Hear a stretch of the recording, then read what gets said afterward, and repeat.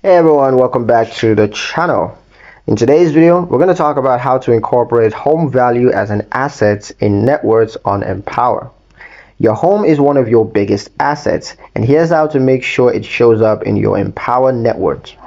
First point is to add home as a manual asset. Now in the Empower dashboard, you're going to click add accounts and then go to manual accounts. Now you want to select real estate and then enter your home's estimated market value. Second point is to update value over time. You can adjust the value manually each year or quarter. Some users update the market dates from Zillow, Redfin, or appraisal reports for accuracy. The third point is to link mortgages as liabilities. Now, if you have a mortgage, you want to link it as a loan account. Empower will subtract the remaining balance from your home value, which of course is going to give you true equity.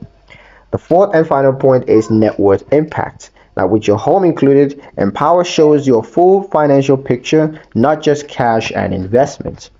Don't forget, your net worth isn't complete without your biggest asset, which of course is your home. Like, share, and subscribe for more helpful tutorials. Thank you guys for watching, and I'll see you in the next one.